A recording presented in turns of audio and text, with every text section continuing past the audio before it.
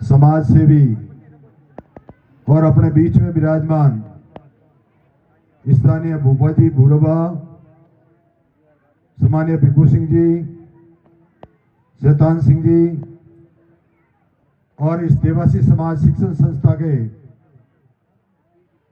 संस्थापक, मैं धन्यवाद देता हूं सभी शिक्षक बहुल्य संख्या में जो विराजमान है कि इनकी प्रेरणा से ये पौधारोपण किया गया। और पौधारोपण ही नहीं किया गया,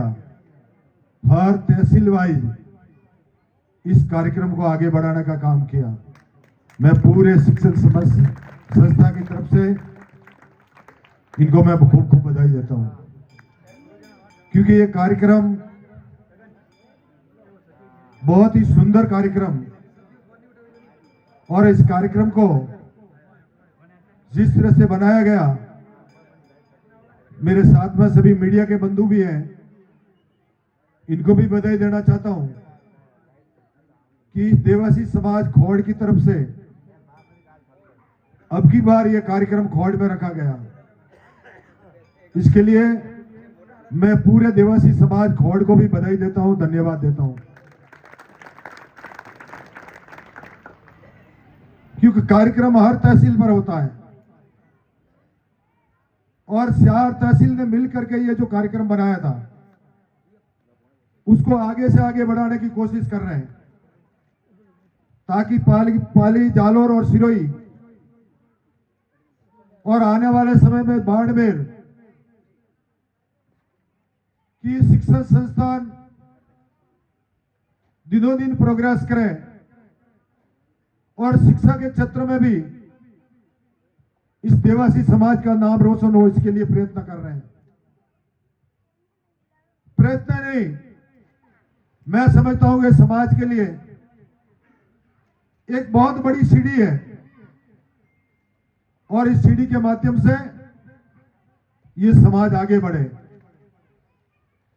और शिक्षा के क्षेत्र में वो भी हमारा समय था जब हाथ में हम लाठी लेके घूमते थे और मन में एक बहुत बड़ा विचार होता था कि इस लाठी से हमारी रक्षा होगी, परंतु आज का जो शिक्षा का जमाना है उसमें बालक और बालिकाओं को हाथ में पेंसिल पकड़ानी चाहिए, पेन देनी चाहिए, क्योंकि पेन का जमाना है। और इस पेन के माध्यम से ये समाज शिक्षित होकर के, पढ़े लिखे और पढ़ करके आज ये समाज गौरव महसूस करे, क्योंकि जैसे हमारे भिक्खू सिंह जी, लाल सिंह जी, ये उस जमाने में पड़े हुए थे जब इन्होंने कितनी तकलीफें देखी होगी, किस तरह से इन्होंने जीवन के अंदर, आज का जो जमाना है उस समय देवासी समाज किस अवस्था में खड़ा था और आज किस अवस्था में अपन खड़े हैं। मैं अगर विचार करने जाऊं तो अभी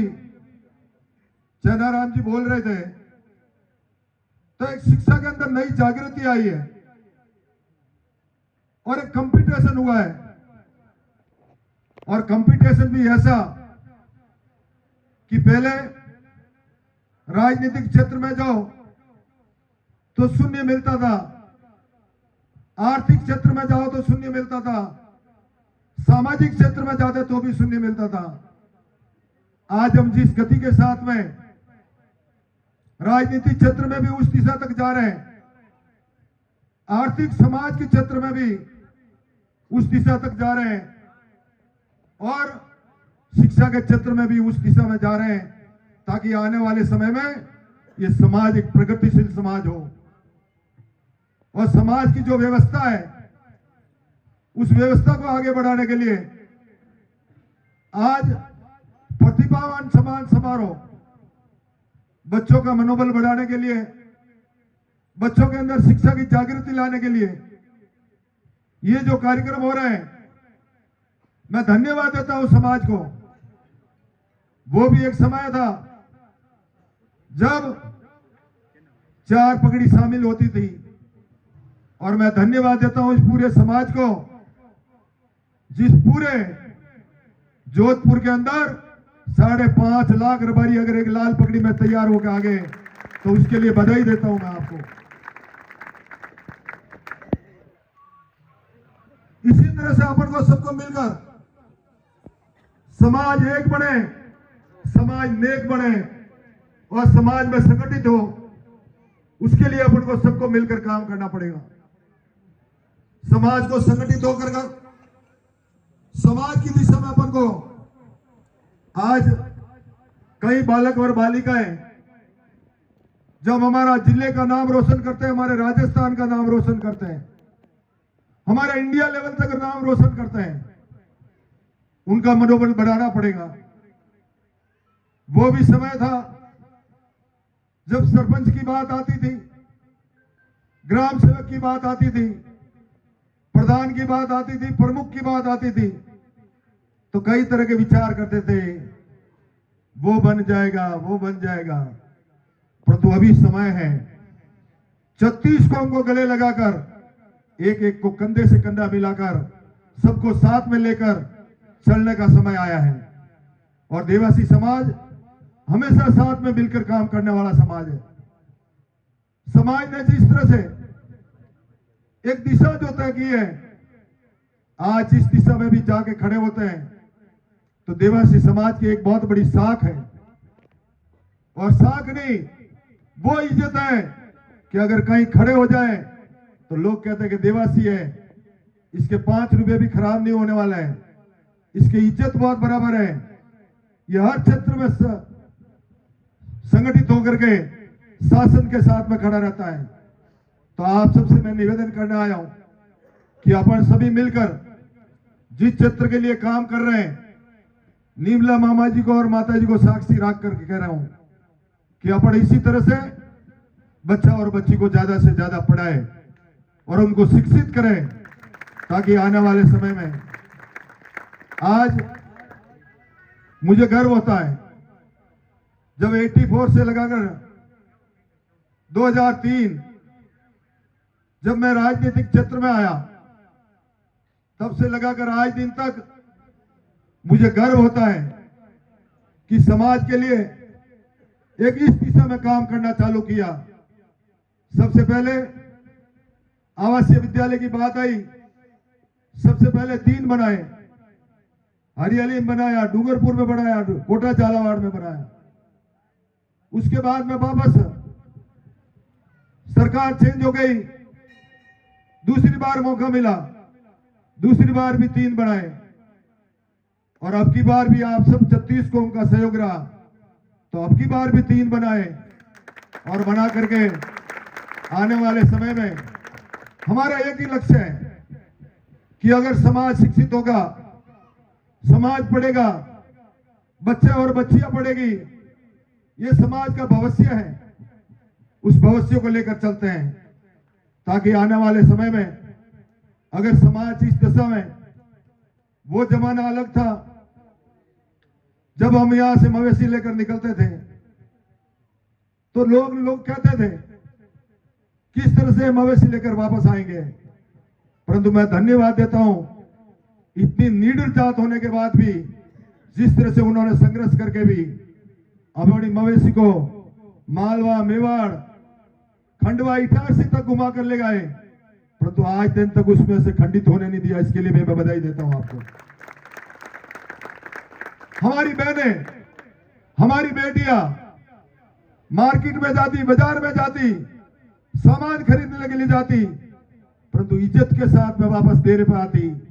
ये मैं बहनों को भी नमन करना चाहता हूं, मेरी बहनों को भी, जिन्होंने हमारी इज्जत को बरकरार रखा। और आज भी मैं आप सबके सामने 2 बात और कहना चाहता हूं कि अपनी बहन और बेटी, अपना परिवार अगर अपन संभाल के चलेंगे, हम सब एक हैं, नेक हैं और संगठित हैं। और आप सबके सामने कहना चाहता हूं, समाज के अंदर अगर अटक से लगा तक कटक तक पूरा देवासी समाज एक है और एक रहेगा। क्योंकि जिस तरह से पूरे समाज ने एक ठान लिया है कि आने वाले समय में अपन जिस शिक्षा के क्षेत्र की बात करते हैं, जिस तरह से अपन राजनीतिक क्षेत्र की बात करते हैं, आर्थिक समाज की बात करते हैं, अगर अपन संगठित होकर के सब एक और नेक होकर काम करेंगे तो मैं समझता हूं आने वाले समय में इस देवासी समाज का भविष्य उज्जवल होगा। पहले भी सब सरकार आई तो उसमें कई तरह की योजना बनाने की कोशिश की। इंश्योरेंस की बात आई तो अविका कवच अविका रक्षक के नाम से मैंने इंश्योरेंस करने की योजना बनाई। न्यू इंडिया इंश्योरेंस के माध्यम से उसमें भेड़ों का बीमा हो, पशुपालक का बीमा हो, उसके लिए अलग से योजना बनानी चालू की और भेड़ों का बीमा होना चालू हुआ। एक भेड़ सिर्फ 100 रुपए से लगाकर 1600 रुपए तक कर दिया। उसके टैग जमा करवाते थे, 1600 रुपए लेकर घर आते थे। उसके बाद में 2750 वर्ग मीटर निःशुल्क भूखंड देने की योजना बनाई। बाहर जाने वाले लोग थे उनके लिए शस्त्र देने की योजना बनाई। ये कई तरह की योजना मैंने बनाई। उसके बाद में पशुपालक का बीमा करना चालू किया और पशुपालक के साथ में घरवाली का भी उसका भी बीमा करने की योजना बनाई। और आज जब मैं राज्य के अंदर हूं और जिस तरह से राजस्थान में सरकार है, अभी मैंने आपने सामने घुमंतु अर्ध घुमंतु और विमुक्त जातियों के लिए एक पंचायत राज से आदेश निकाला और आदेश ही नहीं निकाला, उसमें पट्टे देने की योजना बनाई। और मुझे गर्व है कि 21,000 पट्टे एक साथ में मैंने देने की योजना बनाई थी और 21,000 दिए। अभी भी कई तरह की तकलीफ आती है, कई बिला नाम है, कई गोचर है, कई ओरण है, तो उसके लिए भी कार्य योजना बना रहे हैं ताकि आने वाले समय में एक पशुपालक वर्ग को, एक समाज को, एक घुमंतु समाज को, एक अर्ध घुमंतु समाज को, विमुक्त जातियां जो आज की तारीख में देश आजाद होने के बाद में भी कई जातियां ऐसी थी जो रहने के लिए आज दिन तक उनका पट्टा नहीं मिला, उसके लिए भी कार्य योजना बनाई है ताकि आने वाले समय में समाज को एक घुमंतु अर्ध घुमंतु और विमुक्त जातियों को भी पट्टा मिले। और आप सबसे भी निवेदन करता हूं, आप जिस पंचायत में रहते हैं वहां उस पंचायत में वार्ड पंच को जिताते हैं, वहां के प्रधान को जिताते हैं, सरपंच को जिताते हैं, जनप्रतिनिधि को जिताते हैं, तो आप सबसे मेरा एक ही निवेदन है कि उससे एक ही वादा करें कि आने वाले समय में इस पंचायत राज के चुनाव में हमें पट्टा मिले अपनी जगह का। ये अगर अपन निर्णय लेके उठेंगे, क्योंकि ये राज जब से पंचायत राज की कानून की व्यवस्था लागू हुई तब से लगाकर आज दिन तक इस व्यवस्था के बारे में अपन सोच रहे हैं। आप सबके बीच में जिस तरह की कार्य योजना सरकार की तरफ से बन रही है, आपका प्रतिनिधि होने के नाते और समाज 36 कौम का प्रतिनिधि होने के नाते मेरा दायित्व बनता है कि अगर कहीं भी छोटी मोटी कोई कमी आए तो उसको भी सरकार के साथ में बैठकर दुरुस्त करने की कोशिश करूंगा। आप सबके बीच में आने का सौभाग्य मिला, आप सबने मेरा स्वागत किया, सम्मान किया, इसके लिए मैं पूरे खोड़ देवासी समाज की तरफ से, ये 36 कौम की तरफ से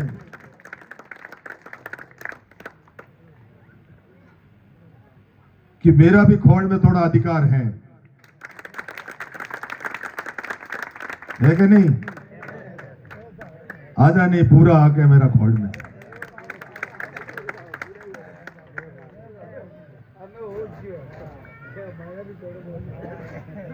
तो जिस तरह से मेरा अधिकार यहां भी है,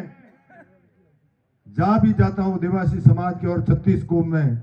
जिस अधिकार के साथ में मैं आपके साथ खड़ा हूं, आप सबके बीच में आने का सौभाग्य मिला, आप सबने मेरा स्वागत किया। मैं विशेष तौर से मंच पर विराजमान सभी मंचासीनों का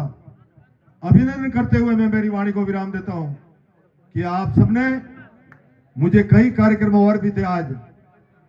क्योंकि अभी डेवलपमेंट के जितने भी सरकार के काम हैं उसमें कार्य योजना बनाकर उसका शिलान्यास करना, उस कार्य योजना को आगे बढ़ाना,